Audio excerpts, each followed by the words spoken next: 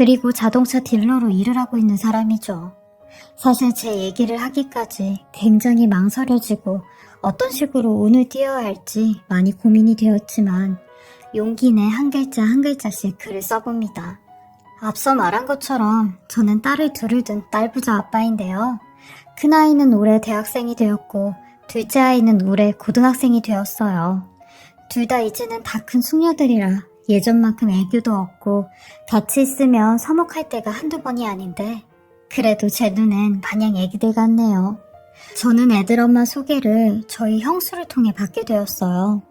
애들 엄마 얘기를 하기 전에 형수와 형에 대해 잠깐 얘기를 좀 해야 될 것 같은데요. 저희 형은 형수를 과외 선생님과 제자 사이로 처음 만나게 되었어요. 형이 공부를 꽤 잘해 서울에 있는 Y대에 다녔거든요. 같은 형제지만 저랑 많이 다른 형이었어요.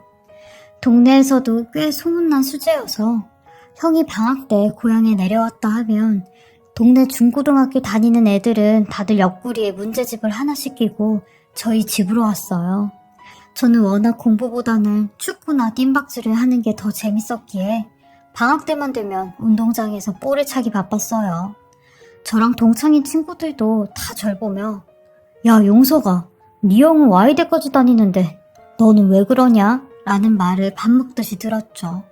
학교 선생님들도 그랬으니까요. 하도 그런 얘기를 귀에 못이 박힐 정도로 들어서 그런가 10대 때는 형이 싫었어요.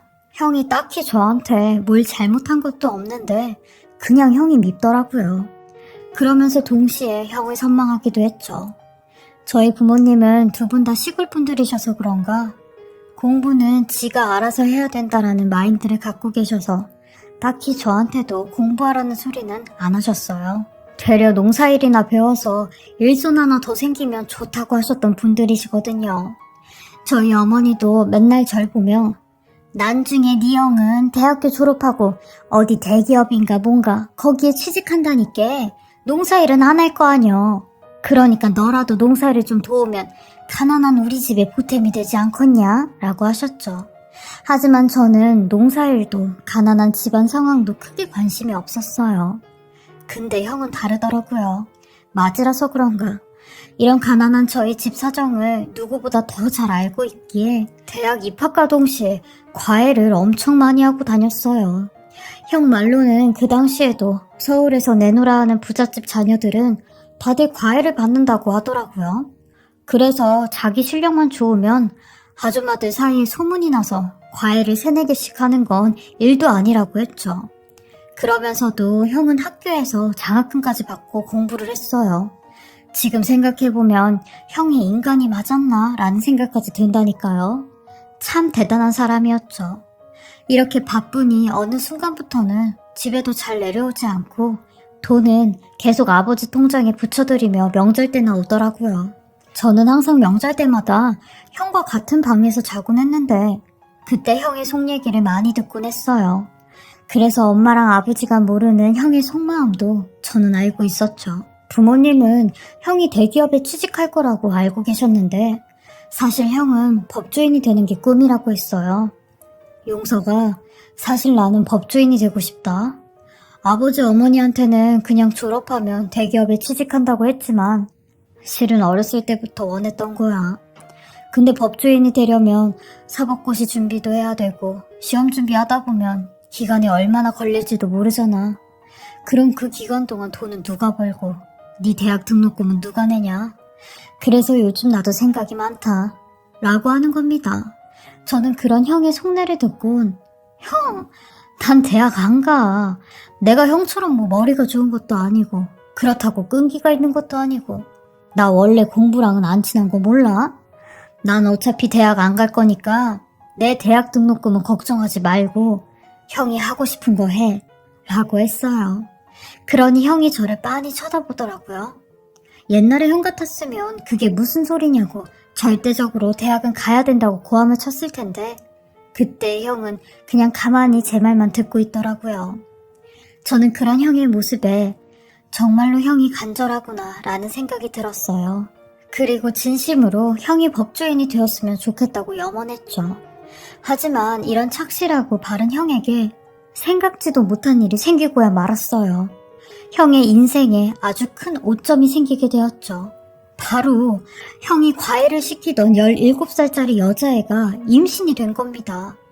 철없는 여고생과 건장한 22살의 남자가 그런 사고를 치게 된 거죠. 그 다음에 명절 때 형은 배불뚝이가 된 본인의 아내를 데리고 집으로 왔어요.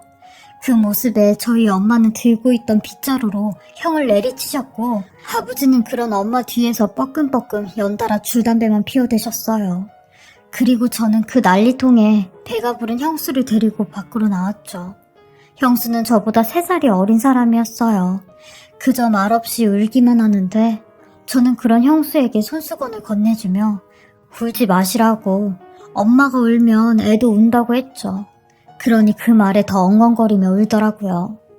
딱 17살짜리 고등학생이었어요. 형수는 딱 봐도 서울의 부잣집 딸티가 팍팍 났어요. 허름한 인부복을 입고 있었는데도 새하얀 얼굴에 고생 한 번 한 적 없는 깨끗한 손이 그걸 증명하는 듯 했죠. 한바탕 엄마의 소동이 잠잠해지고 나서야 형의 얘기를 들을 수 있었는데, 5살이나 어린 형수가 먼저 형을 동경하며 좋아했다고 하더라고요. 그러면서 본인은 저희 형을 단지 과외 선생님 그 이상으로 생각했다는데, 형도 잘못된 사이인 걸 알면서도 이런 사단이 났다고 했어요.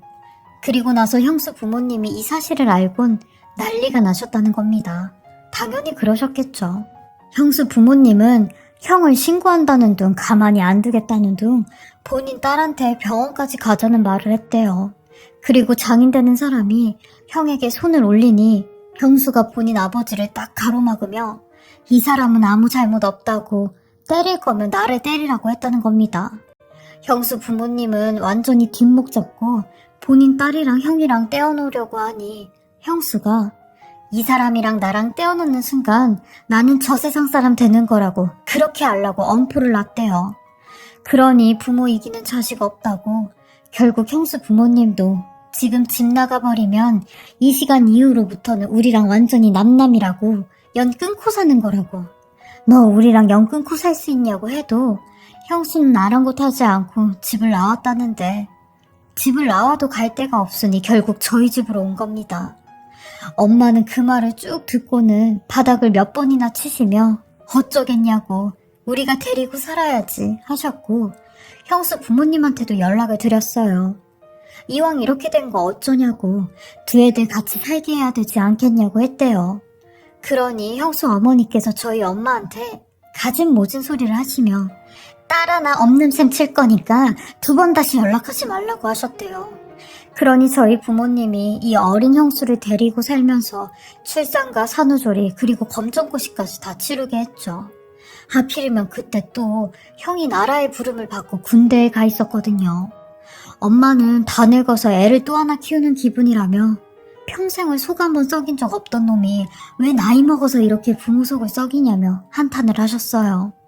그럴 때마다 형수도 저희 엄마 눈치를 무진장 많이 봤는데 저는 그런 어린 형수가 안쓰러워 엄마에게 눈칫밥을 먹을 때마다 형수를 살짝 데리고 나와 과일이라도 하나 사주며 달래주곤 했죠.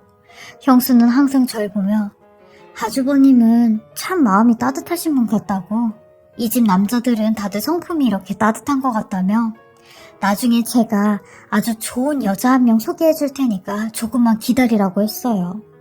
그때는 그 말이 그냥 흘려서 하는 말인 줄 알았는데 정말로 제게 여자를 한 명 소개해 주더라고요.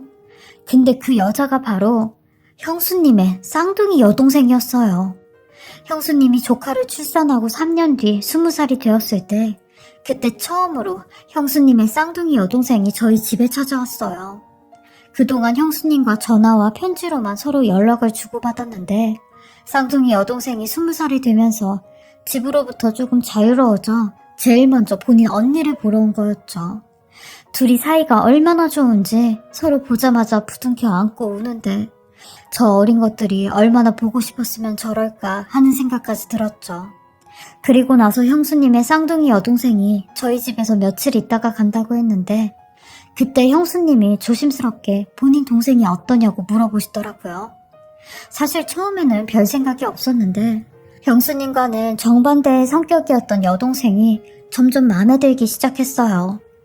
같은 쌍둥이인데도 저희 형수님은 대차고 씩씩했는데 여동생은 조용조용하며 굉장히 사근사근한 성격이었어요. 저도 이런 형수님의 동생한테 마음이 뺏겼고 곧 제 아내가 되었죠. 저희는 말 그대로 겹사돈이 되어버린 겁니다. 전 아내와 딱 4년 연애하고 청혼을 했어요. 그리고 처갓집에 결혼 허락을 받으러 갔는데 장인어른과 장모님은 왼수 같은 인간들이 두 딸을 다 뺏어갔다며 아내에게도 어떻게 너마저 저 집안 남자랑 결혼을 하겠다고 해? 네 언니가 그러자고 하디? 그 악마 같은 엑스가 아주 지 동생까지 망쳐놓으려고 작정을 했구나. 너는 절대 안 된다. 죽어도 안 돼. 라고 하셨죠. 저는 어떻게든 장인어른과 장모님의 마음을 돌려놓으려고 부단히도 애를 썼고 드디어 제 진심을 알아주신 장인어른께서 6개월 만에 결혼 허락을 해주셨어요. 그리고 결혼식도 제대로 올리라고 하셨죠. 첫째 때는 결혼식 하나 제대로 못해준 게 천추의 한이라고 하시면서요. 그때 처음 양가 부모님이 상견례를 하시면서 얼굴을 보게 되었어요. 그리고 저희 형수님 또한 7년 만에 본인 부모님을 보게 되었는데 아주 다행히도 장인 장모님이 형과 형수를 용서해 주시더라고요. 장모님은 생각보다 둘이 잘 살고 있었다며 되려 좋아하셨어요. 아주 우여곡절이었지만 해피엔딩이었죠. 그리고 영원히 해피엔딩일 줄 알았던 제 인생에 말도 안 되는 일이 생기게 되었습니다. 저희 부부와 형네 부부는 3달에 한 번씩은 꼭 국내 여행을 같이 가곤 해요. 저희 딸들과 조카 딸도 서로 자매처럼 잘 지냈기에 같이 모이고 뭉치는 걸 잘했어요. 그리고 무엇보다 대기업에 다니는 형이 회사에서 콘도며 놀이동산 티켓이며 직원들한테 많이 나눠줘서 그 덕을 저희 가족도 같이 보곤 했죠. 그러던 2017년 여름 휴가 때 저희는 또 같이 휴가를 가기로 했어요. 이번엔 부부끼리만 가게 되었는데 애들은 머리가 크다 보니까 다들 바빠서 못 간다고 했죠.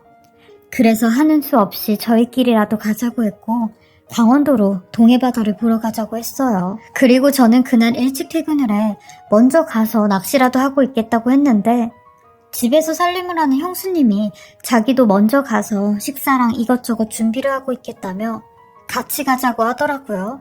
그래서 형수님을 모시고 선발대로 일찍이 강원도로 출발을 했어요. 제 아내와 형은 회사에서 퇴근을 하자마자 짐을 챙겨 후발대로 오기로 했고요. 저는 숙소에 도착을 하자마자 낚싯대를 챙겨 바다로 갔는데 얼마 안 돼 비가 쏟아지더라고요. 그래서 낚시도 못하고 바로 숙소로 돌아왔어요. 그러니 형수님은 벌써 저녁 준비를 다 해놓으셨더라고요. 저는 점점 굵어지는 빗줄기에 아내와 형이 걱정이 돼 아내에게 연락을 했고 조심히 천천히 오라고 했어요. 근데 그 순간 아내의 비명소리가 들리는 겁니다. 그리고 이내 형의 으악하는 소리가 들리는데 전화까지 끊겨져 버렸어요. 저는 끊긴 전화를 붙잡고 계속 여보세요? 여보세요? 라고 하니 형수님도 놀란 눈을 하곤 제게 다가와 왜 그러냐고 하는 겁니다. 전화가 잘못됐냐고 하는데 저는 차마 제가 들었던 두 사람의 비명소리를 얘기할 수 없었고 다시 전화를 걸 뿐이었어요. 하지만 돌아오는 응답이라곤 전화가 연결이 되지 않는다는 말뿐이었죠. 그 순간 얼마나 심장이 뛰고 손까지 벌벌 떨리던지 저는 그 자리에 석고상처럼 굳어 아무것도 할 수가 없었어요. 몸이 움직이지 않았죠. 이런저런 이상하게 생각한 형수님은 제 핸드폰을 빼서 제 아내에게 전화를 걸었고 제 아내가 전화를 받지 않으니 저희 형에게 전화를 걸어 확인을 했어요. 근데 두 사람 모두 전화를 받지 못한다는 말뿐이었죠. 그리고 1시간 뒤 병원 응급실에서 보호자를 찾는다는 연락을 받았고 저와 형수님은 제정신이 아닌 상태로 응급실에 가게 되었습니다. 그리고 보게 된 제 아내와 형의 모습. 형은 차가운 곳에 하얀 천으로 덮여져 있었고 제 아내는 중환자실에서 호흡기를 달고 있는데 제가 보고 있는 그 모습이 말 그대로 그 상황을 말해주고 있었죠. 저희 형은 사고가 난 후에 그 자리에서 즉사를 하였고 아내는 의식불명의 중상을 입었다고 했어요. 저는 그 모습에 바닥에 주저앉아 짐승처럼 물어댔고 이건 꿈이라며 제 뺨을 때렸어요. 옆에 있던 형수님도 저를 붙잡고 오열을 하는데 제정신이 아니었죠.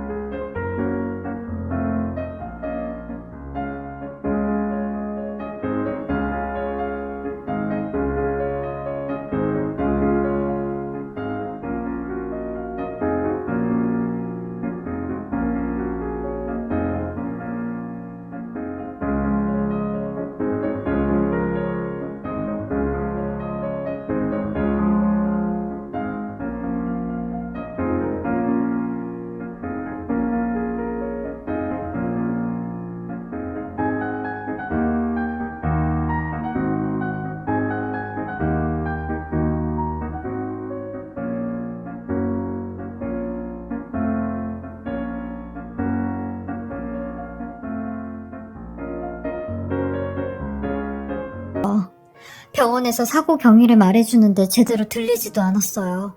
나중에 제대로 들은 이야기인데 그날 비가 억수같이 내린 깜깜한 날 반대편에서 오던 레미콘 트럭이 빗길에서 미끄러지면서 저희 형과 아내가 타고 있던 차를 정면으로 박았대요. 그러면서 차가 완전히 형체도 못 알아볼 정도로 찌그러졌다고 했죠. 나중에 들은 사고 경위도 감당하기 힘들 정도였어요. 형은 그날 바로 장례를 치렀는데 솔직히 저는 아무런 생각이 나지 않아요. 저한테는 너무 감당할 수 없던 사실이었고 아내마저 중환자실에 누워있다는 사실이 저를 더 힘들게 했거든요. 그리고 딱 한 달 후 저희 아내마저 세상을 떠나게 되었습니다. 너무 가슴이 메였던 게 아무런 손도 쓰지 못한 제 아내를 보내준 것 같아 그게 아직까지도 응어리처럼 남아있어요. 그리고 아내의 마지막 장례식 날 밤에 형수님이 저를 쉬는 방으로 부르더라고요. 저는 그런 형수님의 부름에 아무런 생각 없이 따라 들어갔고 왜 그러시냐고 했어요. 그러니 갑자기 형수님이 제 손을 꽉 잡는 겁니다. 그러면서 서방님, 우리 딸 예린이랑 저 좀 서방님이 품어주세요 라고 하는데 그게 지금 무슨 말이냐고 했어요. 그러니 우리 약속 하나만 해요. 나는 내 남편과 동생을 잃었고 서방님은 아내와 형을 잃었잖아요. 그러니까 우리는 이제 같은 아픔을 지닌 사람이에요. 이런 우리가 아이들을 위해서라도 서로 부모가 되어줘요.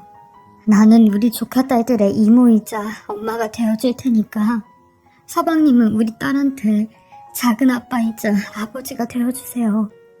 그래야 우리 애들들이 엄마 아빠의 빈자리가 느껴지지 않게 잘 클 것 같아요. 우리 딸이 시집을 가면 서방님이 우리 남편 대신 혼주석에서 아빠 노릇 좀 해주고 나도 우리 조카들 시집가면 내 동생 대신 내가 엄마 노릇 해줄게요. 그러니까 우리 서로 애들에게 부모가 되어줘요. 살면서 저랑 서방님이랑 아무리 서운하고 섭섭한 일이 생겨도 아이들이 엄마 아빠를 그리워할 때는 그때만큼은 애들을 위해서 엄마 노릇 아빠 노릇 좀 해줘요 우리. 그래야 우리 새끼들이 덜 힘들어할 것 같아요 라고 하는데 그 말을 듣고는 형수님의 손을 더 꼭 잡은 채 고맙다고 나는 그런 생각까지 못했다며 꺽꺽거리고 울었어요. 내가 우리 형에게 부끄럽지 않게 최선을 다해 조카한테 아빠 노릇 해주겠다고 약속을 했죠. 그리고 형수님 또한 제 아내를 대신해 저희 딸들에게 엄마 노릇을 해주겠다고 하더라고요. 그렇게 저는 아내의 영정사진 앞에서 형수님과 함께 약속을 했어요. 당신이 하늘에서 걱정하는 일 없게 우리 딸들 잘 챙기겠다고요. 그러니까 너무 걱정하지 말고 편히 눈 감아도 된다고 했어요. 저희 아내와 형은 같은 납골당에 안치가 되었는데요. 아내나 형이 보고 싶을 때마다 가서 같이 보고 오곤 해요. 아내랑 형 둘 다 거기선 아프지 말고 고통 없이 훨훨 날아다녔으면 하는 마음뿐입니다. 아내가 간 지 3년이란 시간이 흘렀는데요. 아직까지도 제 곁에 아내가 있는 것만 같아요. 저한테 잔소리를 할 것만 같고 저에게 밥을 먹으라고 할 것만 같죠. 근데 평생 이렇게 그리워하며 살 것만 같아요. 그리고 저는 형수님의 약속대로 형이 조카를 사랑했던 것처럼 저도 조카에게 무한한 사랑을 주고 있어요. 그리고 한 번씩 조카와 조카 남자친구를 불러 밥도 사주곤 하죠. 조카 남자친구를 아주 매의 눈으로 보고 있는 중입니다. 그리고 형수님 또한 저희 딸들과 함께 한 달에 한 번씩 같이 시간을 보내고 계세요. 미용실을 갈 때도 있고 쇼핑을 갈 때도 있는데 저희 애들 엄마가 애들이랑 같이 했던 걸 똑같이 해주고 계시더라고요. 저번엔 저희 둘째 딸이 제게 이런 말을 했어요. 엄마가 보고 싶을 때마다 이모를 보면 엄마를 보고 있는 것 같아서 너무 좋다고요. 엄마랑 이모가 쌍둥이다 보니까 이모를 보면 마치 엄마가 살아 돌아온 것 같다고 하는데 그 말을 듣고 가슴이 무너지는 것만 같았어요. 이 어린 아이가 그런 생각을 하고 있다는 게 너무 미안하고 가슴이 아팠죠. 제가 형수님한테도 이 얘기를 해주니 형수님은 되려 좋아하시며 제가 그렇게라도 우리 조카 딸들 마음을 위로해 줄 수 있다는 게 너무 행복하네요 라고 하시더라고요. 형수님 덕분에 저희 딸들이나 조카 딸이 이별의 아픔을 더 빨리 치유한 것 같아 정말 다행이라 생각이 들어요. 엄마 아빠를 일찍 여인 아이들 치고는 표정이 정말 밝고 항상 긍정적이거든요. 형수님이 정말 큰 몫을 하신 것 같아요. 어쩌면 아내를 잃었다는 슬픔과 형을 잃었다는 슬픔으로 형수님과 더 멀어질 뻔했었는데 이런 제안을 제게 해주셔서 더욱더 가족이 굳세진 느낌이 들었죠. 형수님이 저보다 나이는 3살이나 어리지만 생각하는 건 저보다 더 어른 같았어요. 사실 어느 누구에게도 제 이런 속사정 그리고 가슴 아팠던 일들을 자세하게 얘기해 본 적이 없었는데 이렇게 속 시원하게 얘기를 하다 보니 마음이 조금은 풀린 것 같아요. 제 변변찮은 이야기 들어주시고 읽어주셔서 감사하고요. 만약 저처럼 가족을 잃은 분들이 계시다면 부디 잘 이겨내시고 치유하셨으면 좋겠습니다. 항상 건강하시고 모두 다 행복하시길 바라겠습니다.